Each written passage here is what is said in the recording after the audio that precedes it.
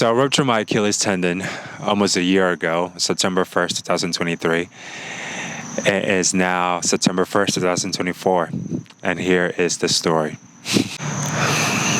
So you may be asking how I ruptured my Achilles tendon. And let me tell you the short story. I was climbing Mount Everest and I fell down and I climbed it back up and I fell down again. No, I'm kidding. In reality, I remember this day like it was yesterday because it was such a crazy day. I was off from work on a Friday and I decided to go play soccer at this pickup place in Norfolk. And looking back, there were so many things I could have done better, but I think it was just the injury was meant to happen in a way. I was playing kind of a left back position in pickup soccer, so the ball was coming towards me and I was going to step forward down the field, running down the field, There was nobody behind me, and that is a key point. There was no one around me. As soon as I stepped forward with the ball, I didn't hear it, but I felt it, and it felt like a pop. It felt like someone took a bat and just hit me, or someone like with their cleats just cleat me behind, and I instantly fell down. And I just grabbed like my ankle part. I began to just see what happened, and I looked back and I thought someone was behind me. I literally thought someone was behind me, and there was no one behind me. And I was just like, what just happened? And I'm a man, so I try to get up. And I instantly was like, whoa, why is my foot weak? Like, it just feels like this balance, and it feels like there's something missing that was connected.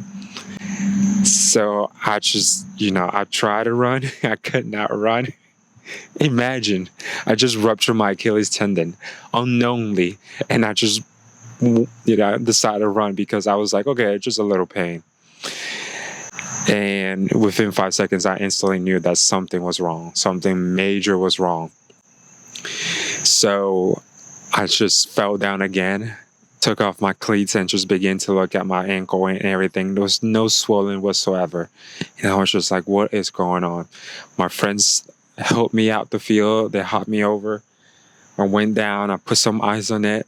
And I was just like, let me just go home and rest. Maybe it's just a sprained ankle. As I'm walking towards my car, I'm hopping. I'm literally hopping on one leg. And I've sprained my ankle so many times. As a soccer player growing up, I sprained my ankle like 14 times. This does not feel like a sprained ankle. Got in my car and I had to make a decision. Either I go to the ER or just wait the next day. 90% of me wanted to wait for the next day and see what happens. And there was a 10% of me where I was like, I need to go and see what is going on with my foot. So I got to the ER and I instantly began to worry. I began to think about my career that it never existed. I began to think about my foot. I began to think about my job and all these details that never crosses your mind until you're injured. The doctor called me in. I went into this little room, and it was like a PA and I think some type of doctor assistant next to her, and she was like, what's wrong? And I was like, I think I've sprained my ankle, but I don't know. I just wanted to make sure before I go to DC the next day. And she goes, okay, put your foot up. And then she just grabs like the tendon behind it. And then she looks at me, she goes, you ruptured your Achilles. And I go, what? What is that? The last time I heard something about this was with Kobe Bryant. And I never thought it could happen to like a non-professional player like me. But yeah, here I am. She looks at it and she says, yeah, it's a rupture. You don't even need to do x-ray. You rupture your Achilles 100%. So the Achilles tendon is this little thing behind. It's like a little backbone of your lower part of your leg. And what was next to come was a learning lesson. On September 11, I had my surgery. Never forget. I had to put that joke in. On September 11, I got to the hospital, ready for my surgery. Something. and surgery is supposed to be in 2 hours over my left Achilles tendon, and we'll see what happens. So I was a bit nervous, but I was also very excited because this is a step forward, and the surgery went well. I was under anesthesia, and I just remember being carried into the operating room, being administered anesthesia, and then I woke up. And for the surgery, what they did is they put a graft in the middle, and they connected both ends of the rupture ends. So they connected the upper end and the lower end of my tendon, connected it to this graft, and completely sealed it. And that was the surgery. I got discharged out of the hospital within 2 hours later of my surgery. And this is where the real process began. I got home. I was told to ice my foot and keep it at an elevated position for 2 weeks. No pressure on the leg, no types of movement, no nothing, just rest. And that was hard, because for the first time in my life, I think it was a time where I had to sit still and just rest. During this time was also when I felt the most pain. I got sent home with some medicine, some opioids for pain, but those did not help at all. I felt like there was like tissues moving and tissues folding and connecting and everything. My neighbors are looking at me really weird. Like, why is this guy talking to himself in the middle of the yard? After the 2 weeks of excruciating pain, I could put 10% of my weight in my leg. So this meant I could, brush my teeth with my leg on the ground. I could take a shower with my leg on the ground. I could, while standing up with my other leg, I could put some weight on it, things like that. Not all the way percent, but just things like that.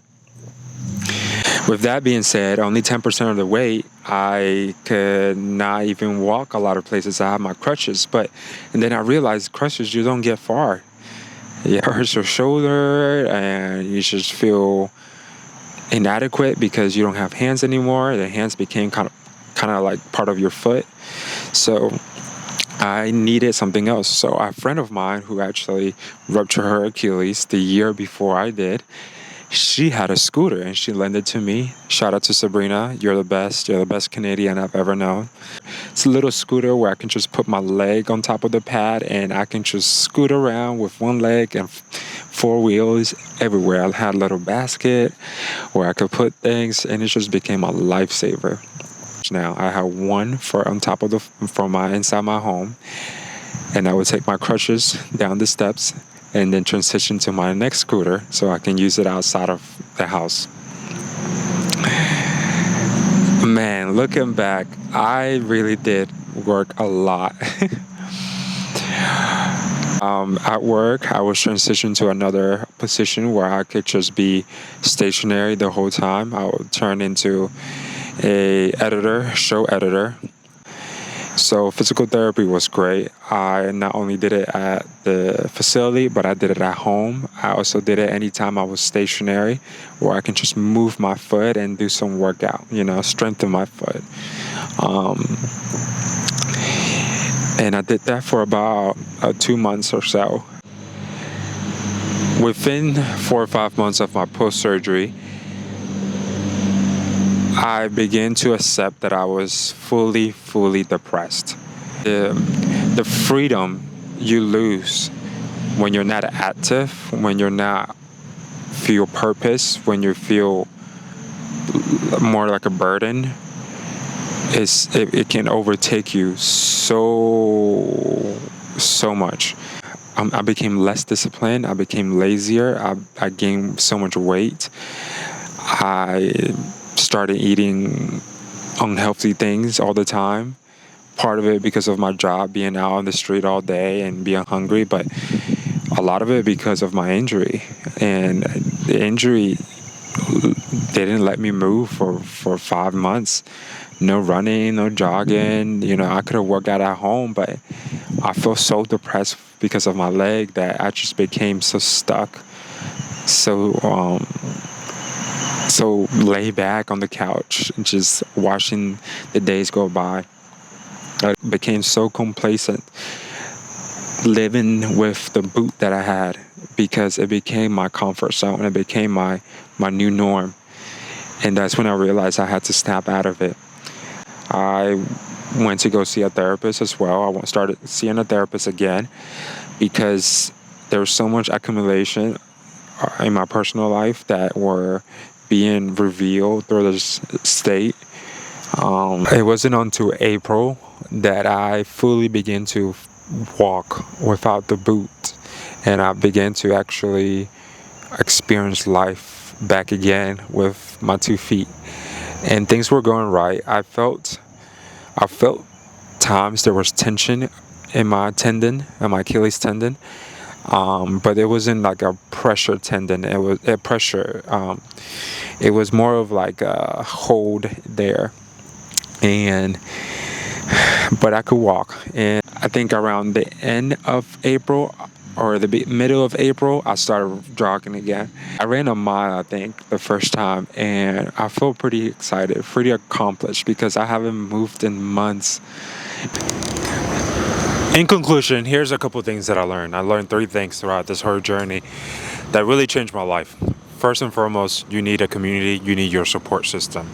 I couldn't have done this without my family, my parents, my sister, my grandma, without my girlfriend, without friends, without the encouragement text messages that I got, prayers, overwhelmingly prayers that I received throughout this whole journey. Second thing I learned, and probably the most important one, you have to heal properly. This injury takes months from surgery to post-surgery to PT to starting to walk again, starting to run again, but at the same time taking care of yourself, being very cautious. It's gonna take months of hard work. Even to this day, a year later, I'm still working. I'm not even pushing myself to 100% yet because I'm still trying to take care of myself. Stretching is really important. I didn't realize how important it is after the surgery, after the injury. I now stretch before and after. Even if I just picked up something, stretch. I'm getting to the age where I have to stretch. That is very funny. Lastly, rest. Rest is so vital to the human body. I think about it all the time. The human body needs to sleep. God, on 7 days, He created the earth and the heavens, and then the last day He rested. What? God Himself rested. If God needed a day to rest, I need 7 months to rest.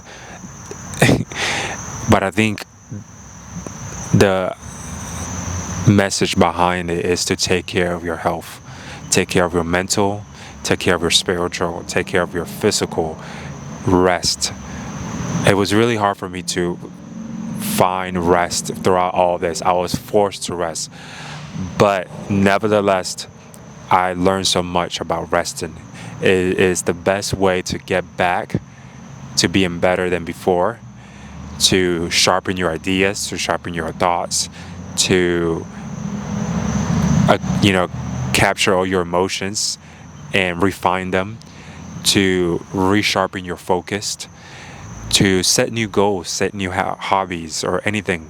It is the best way to fully charge up and be fully prepared for what's next to come. Rest is so amazing. I cannot even I'm not even putting it into full definition of how rest is so important throughout all this journey. It's this journey, nor this injury upon anybody. I think it's one of the worst ones you can ever have. But if you do go down this road, I hope this video finds it helpful. I hope this video is finding motivational. I still have my scar right here. I don't know if you can see it, but it will forever be there. But now I am running. I ran an 8K this morning, and it was amazing. I felt good. I'm not at the pace where I want to be, but that is fine because that is my best right now. And yeah, just keep moving. Good luck.